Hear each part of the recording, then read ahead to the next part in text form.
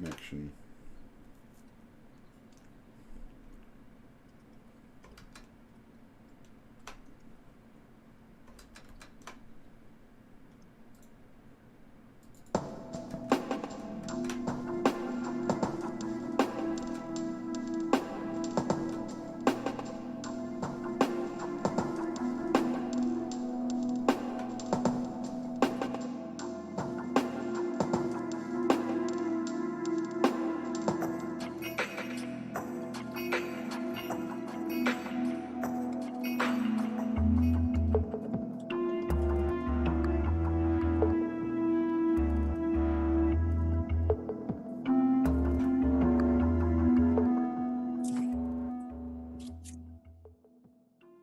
All right, good morning, folks.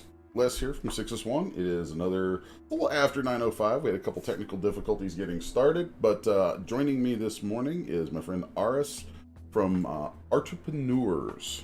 And we've recently met, started talking. I'm going to be doing some speaking at an upcoming seminar that she has put together that I'll just kick it to her right now and let Aris kind of explain to you guys what Artapeneurs is. It's super cool stuff, and I think you guys will dig it. So, Aris, we'll take it.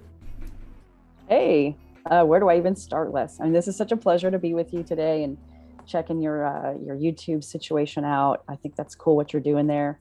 I'm even more excited that you're actually coming to the summit and speaking at the summit because it's a fabulous event with an amazing just cadre of talent that are coming together. You are one of those people that I think is just a really freaking cool testament to the fact that artists can make money doing art. Yeah. Well, that's what I've done for a long time. And anybody watching here knows, sometimes I kind of riff on it and talk about it, just like having been in this stuff forever. And tell me about some of the folks that you got coming in. I know that it covers a lot of different disciplines and arts and styles and things like that, all kinds of different stuff. So let's get into some of that real quick and let my folks who watch this know, a little bit about what's going on there and, give them a little taste of what's coming and also let them know, there's there's different tiers of admission for this event. One of which is free, and you guys can check out all the stuff, including some of the panels and stuff that I'll be on and speaking stuff. So, so if you guys dig, I mean, you're here, so I know you're digging the stuff I do. And if you want to come, I don't know. Sometimes people get into hearing me riff on life as an artist and all that kind of stuff, and you want to get into some meaty stuff about that. This event will be great for that. And so, Aris, can you tell us some more about some of the other folks going on with that, and what we're looking at? Absolutely. Let me give a quick overview for anybody who's never heard of it. Artapeneurs is about art and entrepreneurship. I think it kind of says it in the name, but the whole point was like Artapeneurs is different than anything that you're going to see out there. I do bring together all the disciplines, all the different ways that we can express ourselves creatively, because I feel like the arts is not just one little pocket while people want to just, kind of stick themselves in a little label or some area of the arts. I think the more valuable part of it is understanding what the whole driving force behind it is. And all of us at Artapeneurs here, we want to make a sustainable living and an impact in the world through our creative talents. That can manifest in a lot of ways. So I do invite people from all over the creative disciplines. So we have writers, we have filmmakers, we have people who are like tattoo artists, we've got people who do video games, we got people like Les here, who's also widely varied, but is largely focused on, like graphic novels, publishing. 3D printing is cool. There's just people from every walk of art's life. I think that's a strength, not a weakness. Where I find a lot of people, so there's a lot of like maybe smaller teachers, people who are kind of like focused in one area of the arts. And I think that is something that is phenomenal if you want to focus on one thing. I've never been able to kind of like hold myself to one small area of creative world. My life has been just like a series of creative experiments. And that is largely why the summit and the brand is the way it is, because I'm the one who envisions this world where we change the arts and creative industries. I think part of changing the arts and creative industries is education. And it can't come from just one voice. Like if I was out there just talking about my experiences, I'm leaving out, millions or billions of stories. And the summit to me is like let's have that talk. Let's have those stories. It doesn't matter if you're a beginning careerist and you're just like starting your, like let's say you're a beginning writer, you just had your first break, maybe you've published your first book. I've had people who are just starting in their career on print on demand. They kind of put their work aside for many years. I call them re-emerging artists, the types who felt discouraged in an early age and were told that they couldn't do this. They couldn't make a living out of art. So don't try, or it was disgraceful, or they were going to struggle through everything. And it hurt them. And they come back to art and they are just reemerging. And I have those stories too. And then I have stories of people who have been very successful. Some of them reach six figures, have been doing really great in the creative industries, and are very happy because they chased their dream and they found the answer. The problem is that doesn't come to everybody. Yeah. Right. So I think that's where the strength is like teaching people the ways. Those ways can come from failures and it come from successes. And that's stories right there. Yeah. Well, it's interesting. Like we've, for those who don't know, Aris and I met online recently and been talking about all this stuff for a while. And I was really intrigued by her effort, and folks who've been kind of with me for a few years know that I have pushed into areas like this a few different times. I have a lot of courseware, video tutorial series and things like that. Like I know of, I'm in contact with a fair number of people who got their start doing what they do. Some of them do entirely for their living now because of stuff that I've been teaching for years. And that is something that is, super rewarding for me. Anyone who doesn't know, like my short stint in college was very short, and I'm glad it was. But my short stint in college was geared towards being a teacher. So, there's always been this little itch I've had for that, and I've indulged that a few times over the years. But in what she's put together, it's something that kind of reaches out past just what I've done with either the 3D technologies and 3D arts, or with comics. And it kind of reaches out into things like acting, music, writing, all that kind of stuff, and it branches out and treats it in a more holistic sort of way, which is something that I have wanted to see and wanted to do for a long time. But there's only one of me, so there's that. She's got some great ideas with this, and the summit coming up is from June. It's this weekend, right? It's this weekend. Yeah, I got to double check my calendar because I stay super booked up with things. So, kicking off on the 24th. Okay, so it's on the 24th. We'll have links and things that I'm going to put in below. I was kind of late to the game this morning, so I'm still kind of juggling some stuff that'll be in the section below. But by the time anyone catches a rewatch of this, there will be links and things below so that you can follow those and come and hang out with us. I just want to take a few minutes here to kind of introduce you to Aris a little bit, because I know sometimes these kind of things can you see things, and one of my big complaints with being online all the time is it's constant marketing. It's constant marketing, and that becomes very impersonal. So I want to give wanted to open things up this morning so that folks who watch my streams, folks who follow my artwork and things like that, can actually get to know her in a more personal way, and catch up with what this is all about, and see that this isn't just some stupid thing trying to like ratchet up a bunch of wannabe artists and take their money. This is actually something that even there is a free admission, and then the paid tiers to it just are really incentivizing your ability to get into and get deeper contact with folks like myself and like some of the other folks who are there, who frankly, sometimes folks, I deal with this all the time. I deal with a lot of people who have very, very little funds to get into anything art related, and the financial barrier to entry is always seems so high, but it's really not that much. And even with this, it's not that high for those things. And what you get for what you for your money in that is access to people who, frankly, are super busy. they're super busy, and that's something a lot of folks don't think about when people are, like when there's a cost involved in those kind of things. Is, we all have, if there's one thing, and Aris has heard me talk about this before. If there's one thing that we can't get back, and we all only have a limited amount of, is time. So, it's like being able to give people something for their time, to be able to pick their brain. There's a value in that I think folks, really need to try to wrap their heads around a little bit. It's very, very cool to be able to have access to that, and it's something that I'm really impressed. I'm really impressed with what she's put together, and the way that there's all these people there who she's managed to wrangle some pretty cool folks together to be able to pick their brains. And I know, behind the scenes, from my vantage point, getting to be one of those people, I'm going to be picking some of their brains too. So, is there anything you'd like to add to that? Because I know I kind of blurbed out on you there, but I absolutely encourage you, Aris, please riff on this.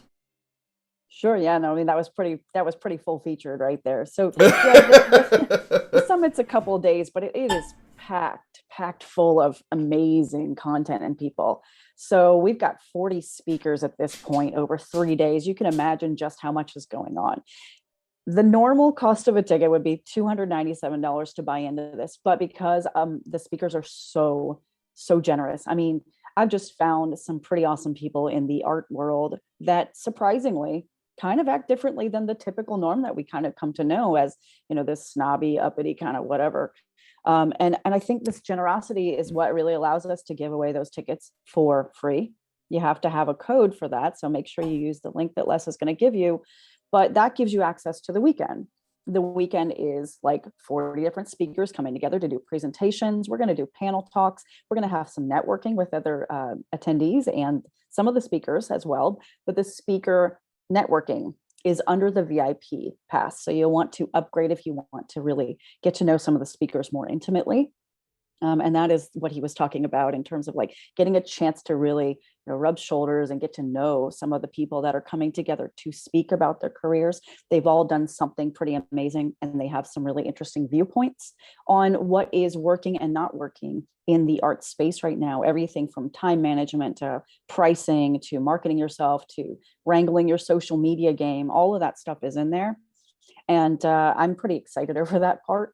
More than anything, I think I'm excited over the fact that as hard as it is to pull an event like this together, it's always so rewarding to experience all of these viewpoints, to hear what people are struggling with. We have a global audience and we have a global set of speakers. So we're hearing stuff that's going on right here, right now for artists in their careers and businesses that is really facing them as we speak contemporarily. And the other thing is that, when that's going on, this is really just post-pandemic. So we're seeing really unique viewpoints that we've never been able to see for, the longest time. This is an unprecedented time or moment in time. And we're going to tell those stories. So I think that's really cool. Nice. Yeah. Nice. So pretty. I'm taking a look over in the chat, as I usually do about this time in the streams every morning, because we have a handful of people who kind of regularly pop up in the chat. I see Sean and my friend Gina. And Gina, actually, Gina, you in particular, I know I want to point you at the seminars with Artapeneurs, because Gina has worked with me off and on for far too long. Gina's actually stayed at my house before. And so it's super cool to see her on here. And I know Gina always has like a lot of questions and interests and things with this kind of stuff. So this is something you would really dig. I know you'd probably, even if just for the entertainment value of watching and listening, and it'll blow your mind. There's going to be a lot of cool stuff there. So I'm expecting there's about 4 or 5 other people who usually pop in here at this point, and if they show up, sometime it's Monday. Oh, Peter is here. Hey, Peter, nice. Peter Palmiotti. For those who don't know, Pete is a good buddy of mine from the comic book industry. Pete has worked for Marvel, DC, just about everybody out there in the big dog end of the comic book industry. Pete, man, I'm glad you're here. Let's see, it says I'm here too, getting my day started. Hello all. Hey Pete, man, definitely. Aris, let's see, where Yeah. you at? I'm gonna. Oh, wait, here we go. Right here. Aris, meet Peter. All right, Peter, this is Aris. I want to hook you guys up because Aris, Peter is a guy that you definitely want to have around. He's been, good Lord, I could go on with some stories about the comic book industry and connections he and I have to each other, going literally all the way back to me being 19 years old. So, yeah, Peter is one of my heavy hitter buddies in comics, man. So, and Nice. Pete, dude, check this stuff out, man. I think you really appreciate what she's got going on this coming weekend.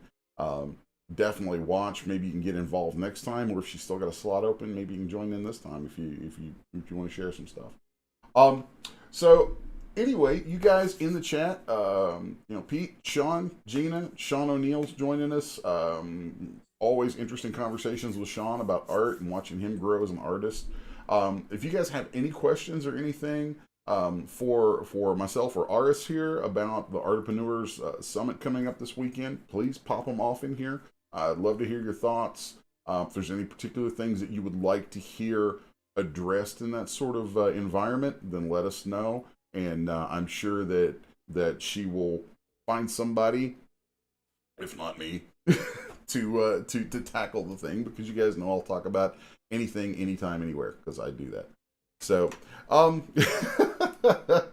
yeah. So, well, welcome to my stream, Aris. Welcome, you guys. So everybody gets to meet here in this weird virtual space. It has been a bizarre world. Even though, like, I've worked from home as an artist for ever, like 20 some years now.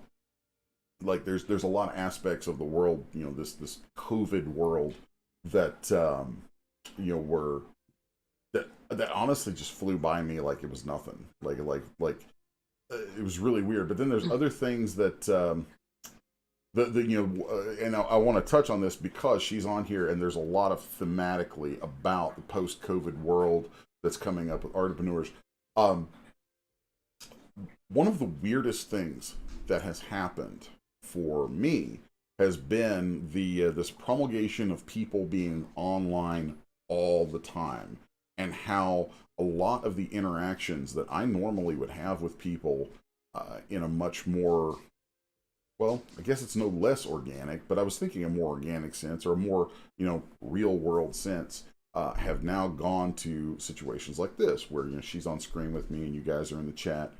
For me, this is very similar to the environment I used to be in, like going to comic book conventions and being behind the table, hanging out with other professionals and folks there. Now all that's migrated into this virtual space, and there's some strange things about it. It's like there's new boundaries placed on it because we're not physically around each other, but then there's boundaries removed from it because we're not physically around each other. So if I could toss it to you, Aris, what are your thoughts on that particular dynamic, and pros and cons of it, and what are your thoughts about what folks can and maybe should be doing with that? Well, man, where do I start? That's such a deep thing. Like, I'm going to start with the fact that the pandemic was a catalyst for this. This was already an opportunity for people that they weren't taking, but sometimes people need a kick in the ass. I think that the pandemic was the kick in the ass. It was really a matter of like, hey, what do we have at our disposal now? Why haven't we looked at this? We need to make this solution work. This is why companies like Zoom were well positioned for a situation like this to happen. And other companies found themselves scrambling because the tech was there, right? It just wasn't well polished or well received. So then everything started kind of happening. We went all virtual, and we had to figure out, well, what does a virtual life look like if it's not like what we experience right now, or the things we can feel, touch, see, and hear. I mean, some new stuff's actually happening. All these Zoom meetings, they're finding out through research, are actually messing with our brains, right? So like we got to be careful about how we actually use our technology. Just like phones and social media are kind of like messing with stuff that we never ever expected. We're wired a certain way, man. We want to see face to face. We want to have that experience, but because we're looking at flat screens and kind of doing certain things, it can really mess with us. The other thing I wanted to touch on was just how much of a kind of a Can I curse on here? Yeah, you can say whatever you like. How much of a mind fuck it was to go through a pandemic. And like that was something that it probably could have manifested a lot of different ways, right? But the part that really I think hit everybody was like the emotional stress and strain of being isolated. It had never been so pronounced. I can speak from personal experience. I went through a huge amount of like really odd feelings, depression like I'd never experienced before. And I can tell you, I've experienced that depression like all my life. This was different. It was confusing because it was different. There were no labels. People, I lost some friends. I lost some friends to that. It was heartbreaking, and it wasn't, it was so multifaceted, I think. And then we're grasping for connection. We're grasping for something that we feel roots us to something we've experienced in the past. Well, all we had was a bunch of screens and maybe taking risks of, putting people that we care about at risk. We didn't want to do that. So here we are trying to use technology to the best of our experiences, right? And I think if an artist is looking at like, right now, what are we needing to do for ourselves? We need to embrace what we have at our disposal, but we also need to balance ourselves with remembering we're only human, So what it comes down to for me is it's really that. Yeah. Well, it's funny. I think of anybody in the chat, the one who's been around me the most on a semi day-to-day basis for years is Gina. And Gina has heard me preach over and over for years. I'm like, take time, get away from your computer, go outside, go for a walk, go for a hike, walk your dog, do something physical, get out of this weird digital space. And that was before Corona.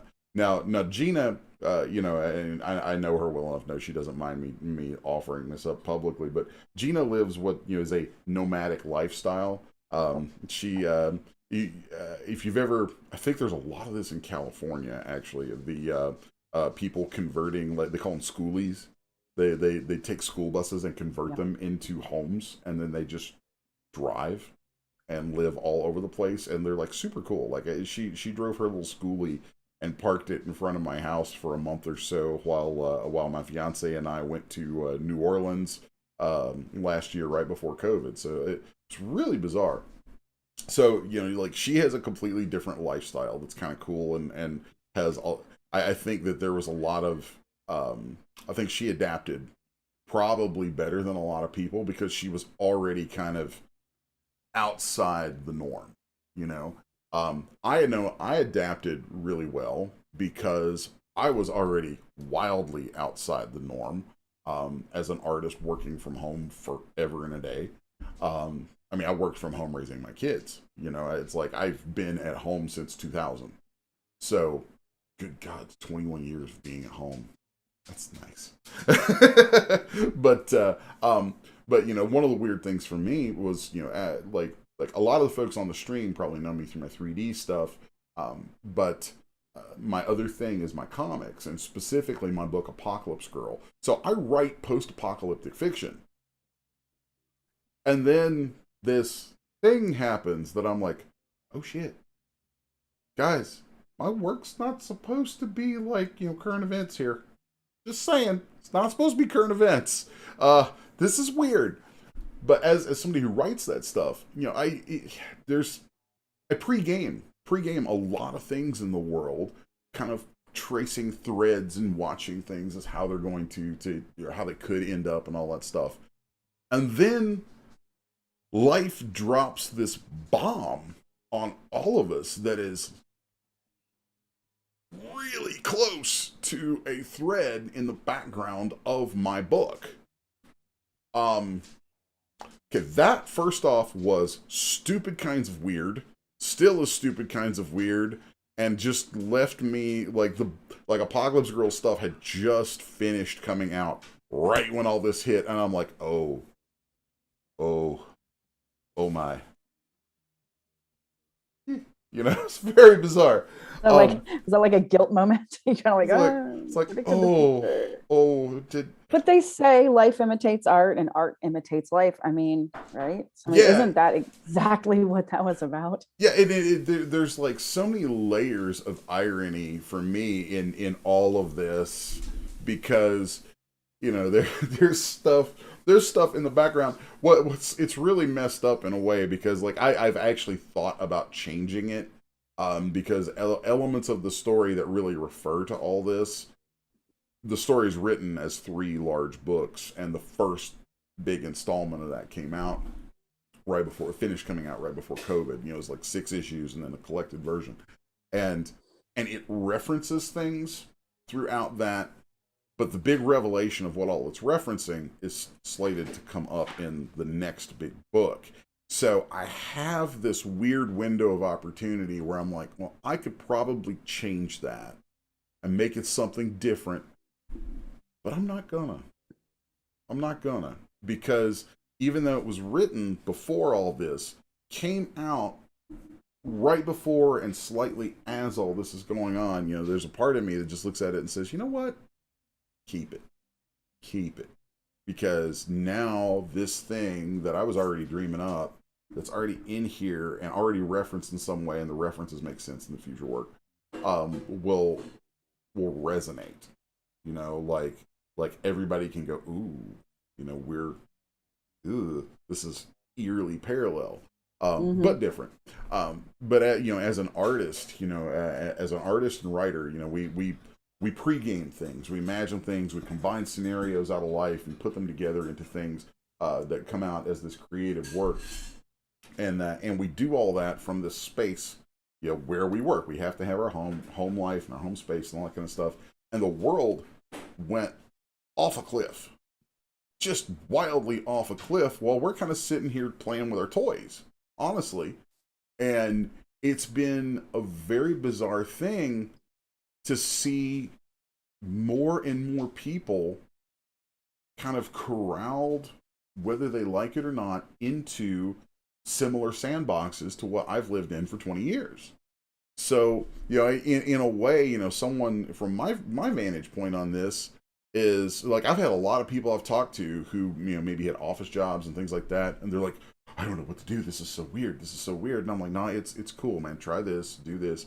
So it's very odd in a way how, as artists, we're oftentimes out where, you know, our job is to kind of explore our head spaces and bring back what we find from this weird chaos, and we're out there on the edges, and then reality hits, and all of a sudden, those of us who live like that, well, guess what? We're the ones who knew how to handle it. Who'd have thought? Who'd have ever thought a bunch of weird freaking artists would be the ones, artists and creative people like us, would be the ones who actually are equipped with the adaptability, you know, and we're already pre-adapted. I popped my earbud out. Valid point. We're pre-adapted to this new world, and it is very strange. That's actually a strange thing to get used to, because now we're in this position where I don't want to claim anything unwarranted, but I'm going to say artists and creatives, and by the way, I actually lump a lot of software people and tech people in with that, because there is a strangely artistic side to all of that. That, you know, because of the 3D stuff, I've been able to be involved with a lot of that through the years too. There's a strange, because we all exist in this very bizarre headspace already, and we all live out on the edges already. I mean, we are kind of the freaks. And then the world kind of catches up with us in a way. And now all the normies out there are like, we're like freaking out. And so now it's like more than ever, it's like, yeah, you guys kind of need the freaks to show you the way. And that has been bizarre. I would say that you and I have a pretty similar background. You know, I've also been working from home independently on my own for also quite some time, doing different things. Also, just like you said that, I'm sorry, your friend's name is a nomad. Oh, Gina, yeah. Up until the pandemic, I was too. I wasn't doing the RV thing. I was doing the flying around the world thing. It changed everything. You know, it really did.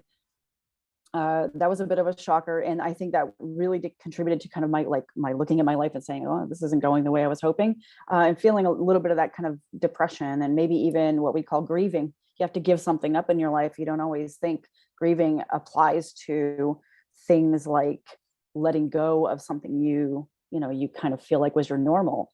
But it was like my adaptability came from not only having many years of being so independent and working on my own, being isolated perhaps, and also, being ready for the next change, because a lot of people don't like change, right? We're kind of creatures of habit. We want to stick with what the plan is, whatever is going right, whatever seems comfortable. And yeah, we were probably well positioned to handle it better than most. People don't deal with uncertainty well. I think a lot of people in the corporate space, Oh, everything was yeah. uncertain. I mean, everybody talks about it, but till it becomes real, which exactly, like, that's what happened. It became really real. People were losing their opportunities, their jobs. Um, they were, trying to hold on to threads, Yeah. whatever that looked like for them. Well, So, one of the another bizarre yet strangely, well, not strangely, it was just straight up positive thing. In the year of COVID became my best business year. It is my second best year in business ever, and almost my first. Um, mm, like it's things blew up. Things blew likely up. because you knew with all that experience what to do with the opportunity that was right in front of you. I could see that. I also think that a lot of it is from the fact that what I do from day to day is I create. I create 3D stuff. I create comics. Sometimes I take a break and I veer off and I do music stuff. Like the music that you hear on my streams is all music that I make. Um, so all this kind of stuff, I'm always creating. I'm just constantly. I'm like a little kid like a little ADHD kid that's like, make something here, make something here, make something here, go, go, go, go, go, go, go, keep going. So uh, by being productive and being productive creatively in a world where everybody is pinned down, and all they've got are these little things in front of them and their computers. That's their interaction with things. And God knows they want to break from the oppressiveness of this environment. I think, it's like streaming across the board. It's like there are multiple streaming services that were kind of taken off. They're kind of doing okay. Like, hey, this is really catching on. The COVID hits, and now it's like everything's streaming. Done, just everything streaming. Because people want the escape. They need that input, and they need something to interact with. And for somebody like me who makes things that people interact with, whether it's music or art or stories that they read, they ended up with a lot of time on their hands and a lot of opportunity they Yeah. probably didn't feel like it was an opportunity, but they did invariably end up with opportunities to engage with different arts and take that stuff in. And also there's a component, because a lot of the 3D stuff that I make is products that people will use then to make their own artwork with. They really came into that space. Like the 3D hobbyist space exploded quite a bit during that year. And I feel like that, again, it was something. Not only did they have something there to interact with, but they had something to make an output with, and they could interact with all these fantasy things. And it's just, there's so many layers of psychologically what happened. And for me, as somebody who creates in those spaces, it was like, That so. time freedom is really what made it work. People always are just so strapped for time, either Hmm. because they are just overworked and underpaid, or because their time is not being used wisely. So Yeah. that, I mean, just when people were like finding themselves out of jobs and just like, what's the next thing? I guess there's nothing. There's literally nothing to do. It wasn't like, oh, okay, there's no pandemic and you just lost your job. It's like, no, there's a pandemic. You lost your job, and there's literally nothing that you actually can go out and do safely and intelligently. So that time freedom was more like just it was like a free pass. It was just like, go do something that makes you feel fulfilled. So Yeah. people explored that, and it was awesome. Can we go down to the comments? So Oh yeah, let's take a look. Sean, Let's take a look there. Sean says, "So I'm an artist trying to get going and build a career. Tell me what the summit would do for me, how it would help me, hook me in, make me want to attend. It's just that Les is a really big kid, such a shock. Yeah, I know, right? I am a permanent 13-year-old. Okay, let's just be honest. Let's just full stop. I make fucking monsters.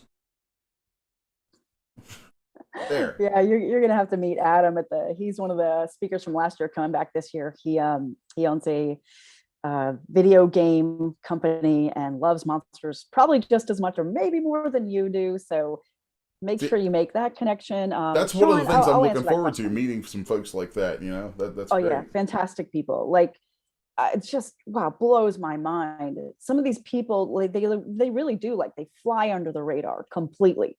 Nobody gets to tell their stories. And luckily, somehow I'm so fortunate that I have some sort of a message that kind of resonates, and they're just like, for you, yes. Mm-mm. That just, I mean, that kind of like, it makes me, I don't know, it warms my heart, and it also makes me feel like, yes, there's people who get it. There's people who get it. You know, Yeah. there's a certain amount of hate in the world, and especially on the internet world, that the arts world kind of like perpetuates, you know, and I really can't stand it. There's just this huge amount of elitism and snobbery, and this idea that we're all supposed to be doing it for the culture and making something amazing so people can just exploit and use it. But fuck us, screw the artists. Who cares? Oh.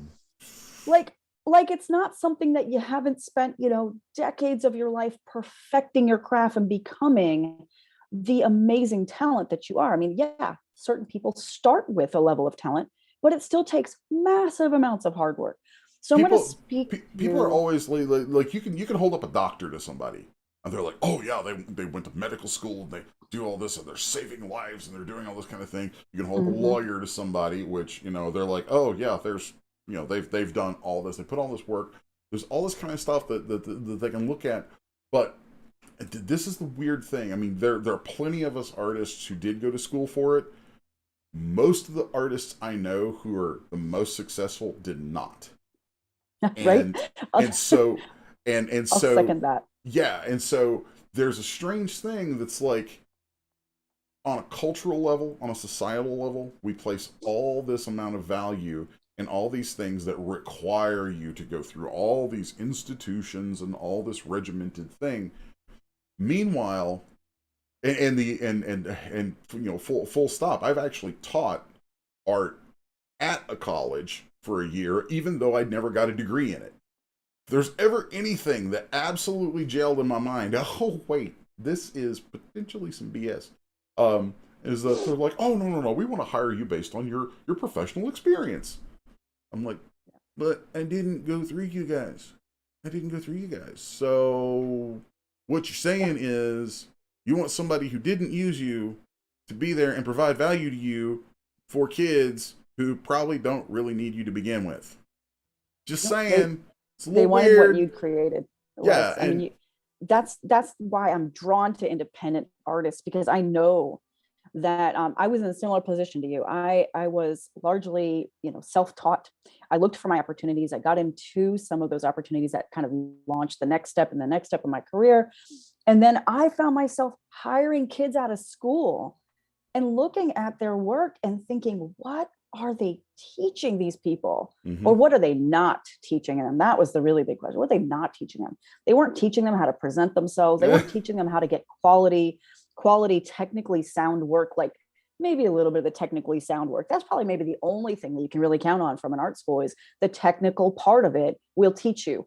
We will not teach you how to take all of those pieces and make it work in a career or a business or any sort of like future plan. In fact, this is the biggest complaint right now with the institutional education is they don't prepare people. I don't care how many classes they slap the word entrepreneurship on, they still really don't know what the heck that looks like.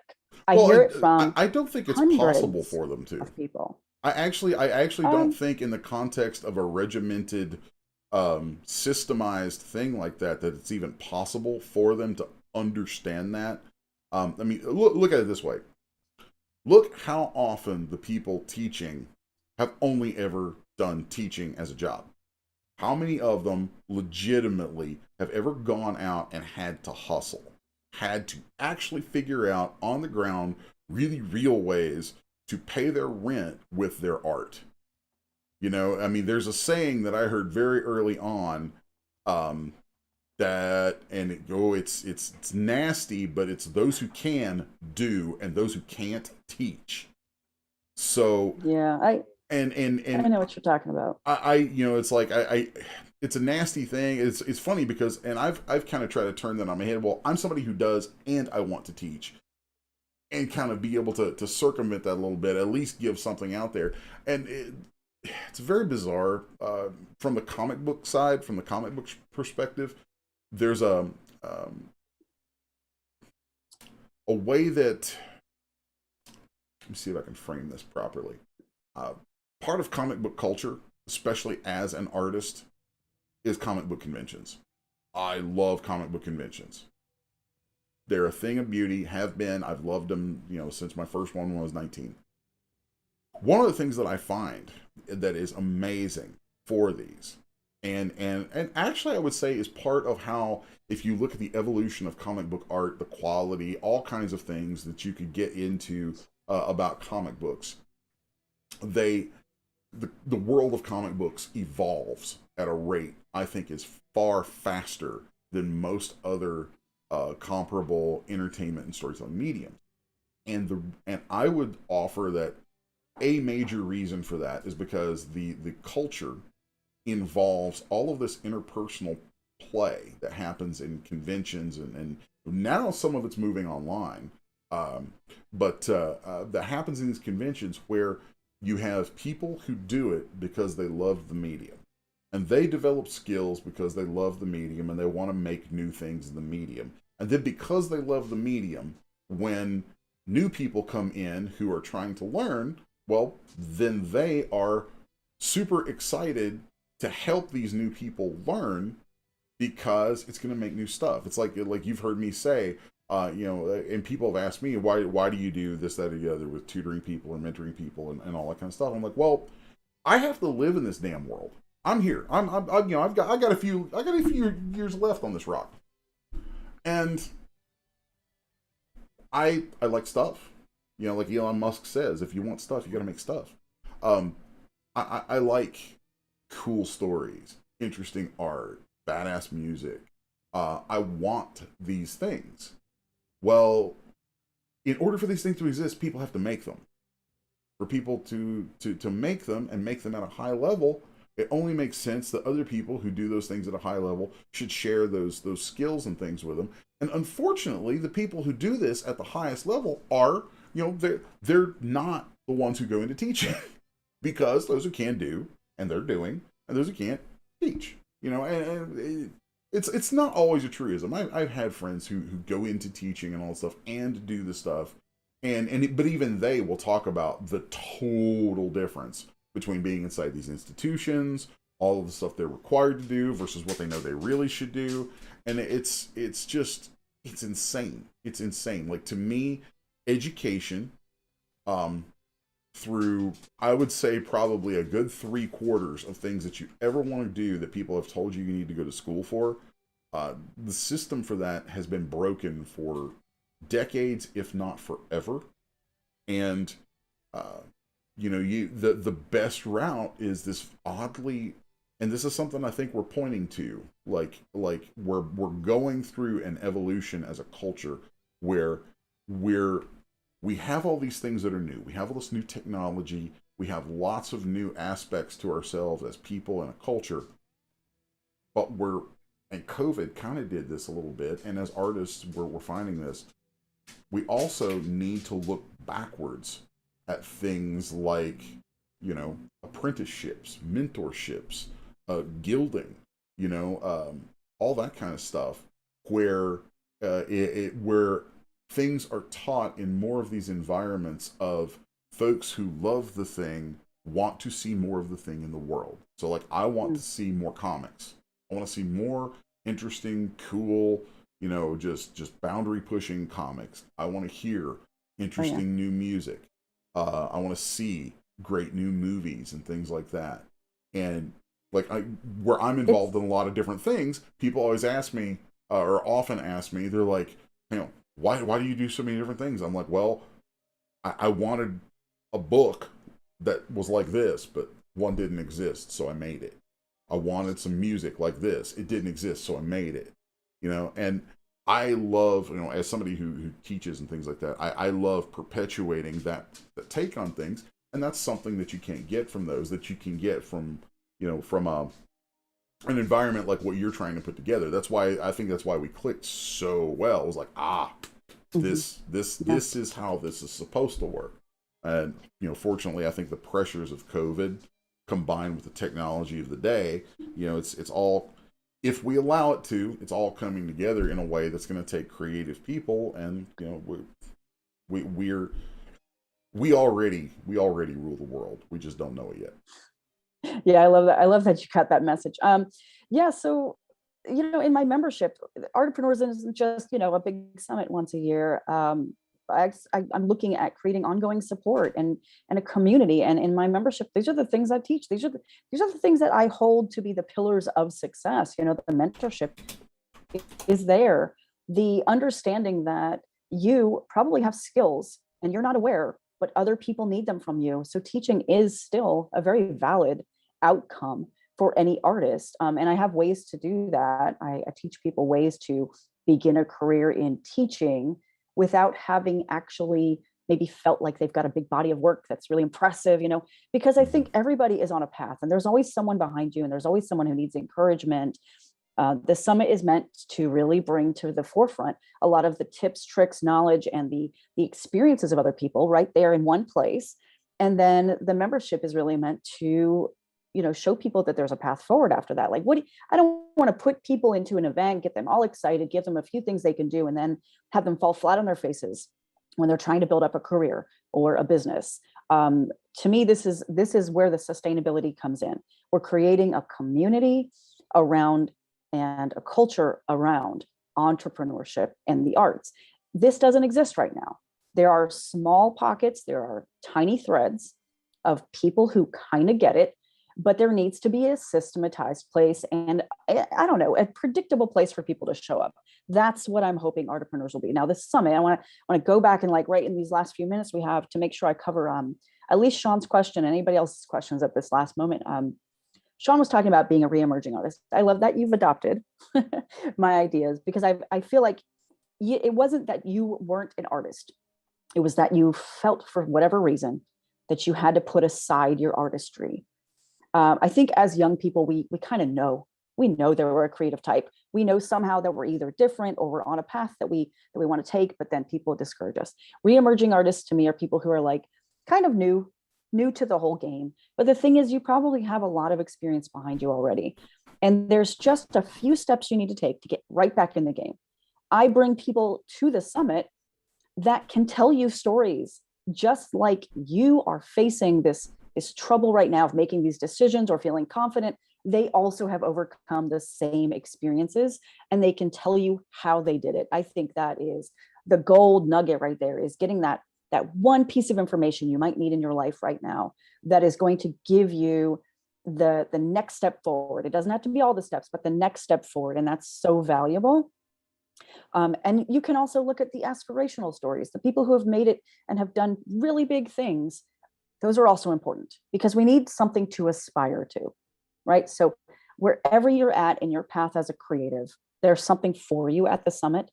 And to make it easy for you and to make it just a no-brainer, this is why Les is going to give you a free ticket to that event. But you have to show up. The ticket is only good for showing up and getting 24 hours access to those pieces. So you need to be active. If you're serious about an art career or you want to start a creative business, make sure you show up and do the work. Be present, take notes, get it, all. Or you can buy the VIP opportunity, which gives you extended access and you get to meet some of these speakers personally, which I think is super, super valuable. I hope that answered the question. If you have any other questions, we can certainly try to cover those right now. Nice. That was sweet. Popping back over to the chat and looking, saw Peter, who I kind of talked about a little bit. Peter Palmiotti every good artist today is also an entrepreneur. Artapeneurs is a great name and study. I absolutely agree, Pete. And there's an interesting thing that in what time I get to. I shouldn't say get to read because anymore I'm listening to things while I work. So I consume most of my books and those kinds of things these days through audio. There was a thing that I was reading, listening to the other day that was talking about psychology. I do delve into a lot of psychology and the and how in the different psychological paradigms for different types, traits, and types of people and things like that. Two of the most closely related are entrepreneurs and artists. And it has to do with their penchant for openness and their ability to basically see things that aren't there.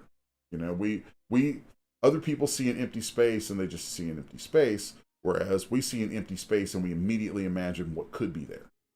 And whether that thing is a blank canvas and imagining what painting is going to be on it, or whether it's an empty space in a city and saying, man, wouldn't a business right there that does this, wouldn't it be great if that spot were used for this kind of a service or whatever? It's really the same mechanism in your brain allows you to create those things. And I find that kind of fascinating and also sad because so many artists view business so negatively. Well, business doesn't happen without entrepreneurs. And entrepreneurs are, at their core, artists. And as Agreed. an artist, if you make that step and you're able to change that wiring a little bit, that strange thing where I know so many people are like, I could never sell my art. I'm like, dude, are you nuts? People want this stuff. They need it. They literally need it. And that's what we do. We see a space where there is nothing, and we make a thing. We make a thing. Full stop. And I wanted you go into that, it's like there's so much opportunity to be had there if you just allow yourself to get into that kind of thinking and then start to incorporate things about that will enrich you and make you work. And I guess the reason the thought of that was on my mind was because, to me, that's what Aris is helping do with this, you guys, is basically is helping artists see that they already are entrepreneurs. They just don't realize it yet. And that when they bridge those gaps, bridge the gap over into that and embrace that as part of their artistic identity, then they will start to be able to succeed. And trust me, I rarely swear on my own channel, but trust me, when you do that, shit gets wild. So I would say that I'm going to just add to that real quick that, I don't know any other profession where this whole idea of, nobility trumps being able to eat. Okay. yeah. I don't know whatever that is, we need to let it go. No offense to anybody who feels that they don't want to share their art and they don't want to spend, they don't want to make money. They don't want to try and sell something to the world. Fine. But there's plenty of us who do want to make money, and there's nothing wrong with that. Absolutely nothing wrong with that. We live in a world that is built around capitalism. We live in a world that we have to have money to survive, to engage with others. And if you're in one of the tiny percentage of people who don't feel like you can deal with that, then there's other paths for you. But the majority of us have to deal with life as it is. And that's the reality we face. And the longer we deny that reality, well, the more we're going to suffer. Yeah. So bottom line, I think business and entrepreneurship gives us the foundation to be better creatives. Who the heck does good work on an empty stomach? Who the heck, can handle their life and their struggles and be productive as an artist? There's tons of proof to show that artists do better when their basic needs are managed, right? And they can be more productive and more culturally active and more, giving to the world and make better impacts when they are taken care of. And I think that's basically what we're trying to do here. Well, and there, it's this is something that I've kind of rattled around my own nugget a little bit through the years. Is it's like we have to be, we need to meet our needs so that we can do what we do. And at the same time, I find that striving to meet your needs through what you do will propel you to get better at what you do. So if you're trying to make a business as an artist and it's not working, there's a lot of things you're probably not doing right as a business, but a hard damn question you have to ask that a lot of people are afraid to ask is what I'm doing up to snuff? Is it good? And that's something that I've addressed for years, trying to help people get better. You know, critique, giving thoughtful, honest, but polite critiques of people's work, and telling people, look, get those critiques, even if sometimes the people giving critiques are jerks. And here's the thing: there's no better critique of your work, as painful as it is, than someone who doesn't want to buy it. And if you can have a conversation with someone who's like, nah, I'm not interested in that, say, hey, I'm not pushing you to buy, but can you tell me why you're not interested? So that, you know, like, I know I've already lost you, but could you at least give me that feedback so I could see what I could do in my own work that's going to make it maybe more appealing to the next person down the road? And there's a strange thing that happens when you do that with people, where all of a sudden you've taken someone who's like, oh, I'll pass, and you've given them this position of a sense of value and authority, where then you're coming to them for something of value that takes nothing out of their pocket and is actually looking into their mind, and that it's very strange. But odds are they'll say, well, if it's comics, they'll be like, I don't really like your line work, or they may not even have the vocabulary to really suss out exactly what didn't turn them on about it. But whatever they say, if you can be cogent enough to take that in, you can reflect that back in your future work, and it will make you grow. So all of these things filter their way into this process where, if you are putting it out there, and there's so many different moving parts to the machine of being a working artist, but at the foundation of it is the work has to be good. And if you are motivated to make a living as an artist, then getting that feedback becomes absolutely crucial, and being able to up your game, which it's funny because I'm gonna bring all this kind of to a close, and then actually get back to what my normal morning streams are all about here just shortly. And folks who've been watching the streams know, I talk about this. Why is the stream about my morning sketches, my morning sculpts? Well, it's because I look at being an artist a lot like being a pro athlete, which, you guys know that I love. Like, I don't do a lot of sports, but I do martial arts and I work out and all this kind of stuff. Which is a whole other subject I want to touch on for artists sometime, because artists, y'all need to get moving sometimes. But I treat being an artist like being a pro athlete. And the best pro athletes, the ones whose names go down in history, like your Michael Jordans and your Muhammad Alis, when the competition is practicing 5 hours a day, maybe even 8 hours a day, these guys have already been awake for 4-5 hours. Michael Jordan would go down to the court when his team was going to practice at 8 a.m. He was down there at 5, just shooting. He'd shoot 1,000 shots before anybody else ever set foot on the floor. And the point is, he's developing the skills constantly developing the skills. Me, every morning, I start my day with sketches, studies, concepting, so that before I even get to my actual work for the day, whether it's for a client or for a product to go out, every day, except weekends. I do take weekends off now. Gina, you'll be proud of me. But 5 days a week, every morning, I have at least an hour of the morning where I'm just hammering it. I'm either studying something new or I'm reinforcing something good that I know needs to be habituated into my work all the time. And that, folks comment on the speed at which I work and things like that. That's how you develop that. It's through constant practice. So, and that's brings me back around to this stream, what it's all about, which I'm taking a little break from this morning to introduce you guys to Aris and what she brings to the table. So I'm going to kick over for just a moment and show you guys, since I did entice you guys in with a nice thumbnail of a creature. I actually already had this creature built, though I will probably do another stream where I kind of improve on it and build with it. If I kick over to Zbrush for a moment, I just called the stream "Behold" because I wanted you guys to behold what Aris has to offer you. But you guys will recognize, a quick take on a beholder from Dungeons and Dragons. Now, I haven't put the eyes in all of his stalks and things like that yet, because I'm basically going to take an eye that I made and duplicate it into all those.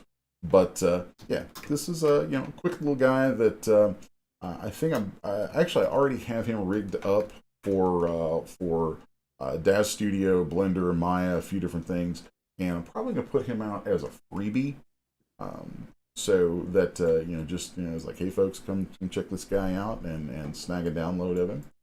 So anyway, I wanted to pop over and show you guys that real quick, just because it's like, hey, there is still some art going on in the stream this morning. So that being said, Aris, anything you'd like to wrap up with? I'd like to say that monster reminds me of Mike from Monsters Inc. Yeah. Oh yeah. Yeah. Yeah. It's got that kind of feel. I love the big eyeball stuff. I'd love to know what kind of like texture he would feel like if I touched him. Sweet. Wet. How to wrap up leather. Yeah, maybe, huh? Yeah, nasty. How do we wrap up? How do we wrap up something that? Thank you, everyone, for listening to the rambling and the chatting and the talking about the business side of art, because I think we don't get enough time to talk about that kind of stuff. And some of you may not even care, but thanks for listening. If there's anyone that I can help in this group, feel free to connect with me. Les is going to drop you a link to the summit. Please come join us, have some fun, learn some things, do some stuff. What else, Les? I think that about does it. We covered a lot.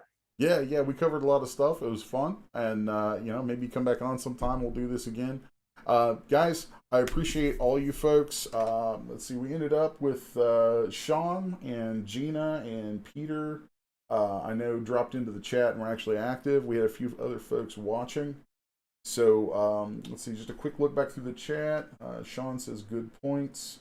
Let's see, yeah, it says got pushed into it when the construction stuff happened. Now I'm trying to get back to the things I actually love to make a career out of it. Dude, you can do it. You absolutely can do it.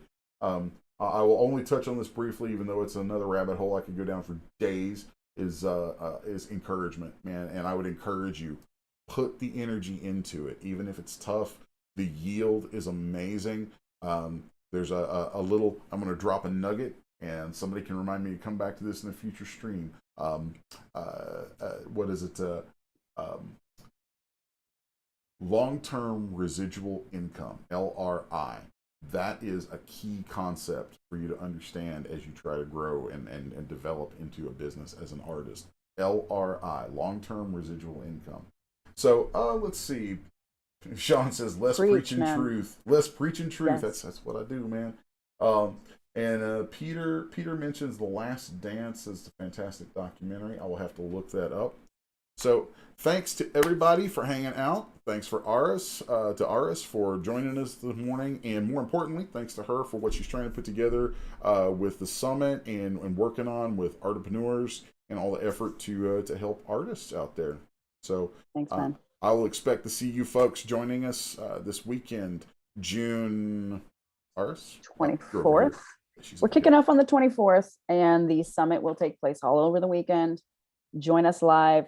Come say hey, do the networking, catch all that great value. There's so much value coming from so many individual brains. It's going to be awesome. Awesome. All right. Well, Aris, been great having you on here. Thank you. Everyone, I'm going to close up this morning by thanking you guys for watching. We will be back tomorrow with another kind of special stream. I've got a thing that I'm going to be doing for my fiance's niece, and it's going to be fun, taking something from one of these little kids that they've drawn and kind of doing a 3D take on it. So just a little something, kind of a momentary palate cleanser from all the cool fantasy monsters. But don't worry, Wednesday we'll be getting back into this ongoing D&D Monster Manual series. As always, remember to like, share, and subscribe. Hit the little bell. Go to 6s1.com where you can sign up for the newsletter and all that. And we will be posting links below for all of the Artapeneurs stuff. So come see us this weekend. All right, till tomorrow morning. Thanks, guys. We are out.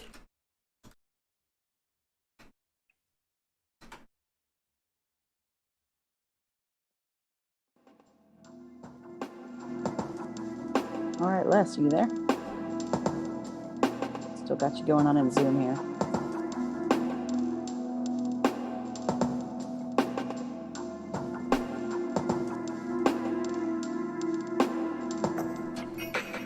Can you hear me, Les?